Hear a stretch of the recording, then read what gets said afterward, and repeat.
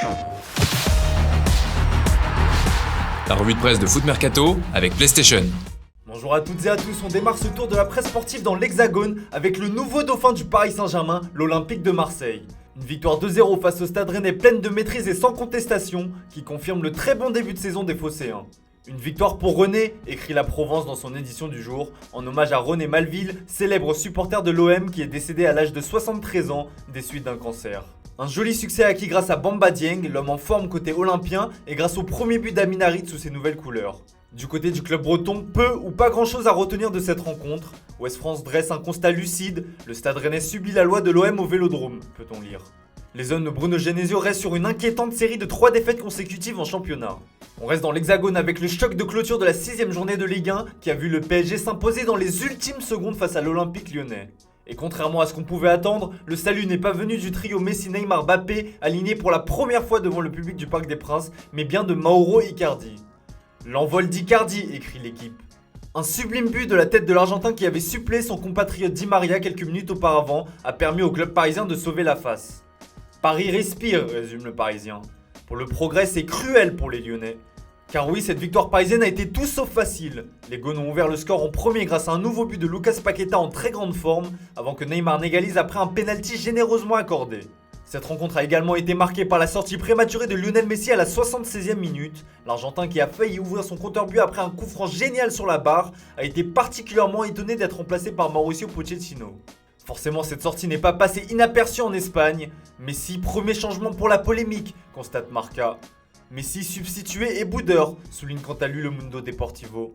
En conférence d'après-match, le tacticien parisien a assumé sa décision en expliquant que c'était le meilleur choix pour l'équipe. Au vu de la mine déconfite de la Pulga sur le banc, pas sûr qu'il était en parfaite adéquation avec son entraîneur. On prend justement la direction de l'Espagne et on file chez l'ancien club de Léo Messi où tout est loin d'être rose. Le FC Barcelone qui affronte Grenade ce soir s'apprête à vivre une semaine décisive, du moins pour son entraîneur Ronald Koeman qui est sur la sellette.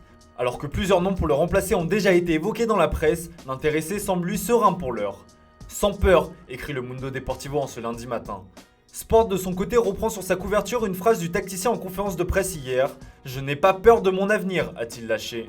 Après la débâcle face au Bayern Munich en Ligue des Champions, Ronald Koeman a donc 3 matchs cette semaine pour redresser la barre, sous peine de se voir indiquer la sortie.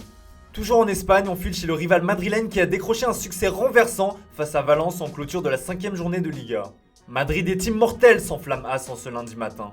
De son côté, Marca met en lumière le duo Benzema-Vinicius qui a renversé Valence en l'espace de 3 minutes en toute fin de partie. Un couple de premier plan, peut-on lire. Du côté des pensionnaires de la Mestalla, la fierté est intacte, écrit Super Déporté. Malgré la défaite, les supporters de Valence ont applaudi leurs joueurs, satisfaits de ce qu'ils ont vu ce dimanche soir. Longtemps, le club tiers a pensé tenir la victoire face aux Madrilènes, mais c'était sans compter sur l'inévitable Karim Benzema, meilleur buteur du championnat avec 6 réalisations. On file outre-Manche où Manchester United a eu chaud, très chaud face à West Ham. Si Cristiano Ronaldo a de nouveau été buteur, les Red Devils peuvent remercier Jesse Lingard et surtout David De Gea pour ce succès. Le premier nommé s'est rattrapé de son erreur en Ligue des Champions en inscrivant le but libérateur face à son ancien club. Mais cela aurait été vain sans le pénalty stoppé de David De Gea au bout du temps additionnel. Des héros, s'enthousiasme de Manchester Evening News. De son côté, le Daily Star souligne la fin de série du gardien espagnol. En arrêtant le penalty de Mark Noble, qui était rentré pour le frapper, David De Gea a mis fin à une incroyable série de 40 pénaltys concédés. Un double soulagement donc pour le portier mancunien. Et on termine ce tour de la presse sportive en Italie avec la Juventus qui nage en pleine crise. En ce lundi matin, la vieille dame n'a toujours pas connu la moindre victoire en Serie A et pointe à une très inquiétante 18ème place. Dans le choc face à l'AC Milan, les hommes de Massimiliano Allegri n'ont pu faire mieux qu'un nul, un but partout. La presse italienne est unanime, la Juve est en pleine crise, comme l'explique Tuttosport. La Gazzetta dello Sport est beaucoup plus sévère de son côté, le Milan reste en haut, comme tu es bas Juve. Après seulement 4 journées, la Juve compte déjà 8 points de retard sur le duo de tête interiste. Inquiétant, très inquiétant. Voilà, c'est tout pour ce matin, merci pour votre fidélité, on se retrouve tout à l'heure avec le traditionnel JT Foot Mercato.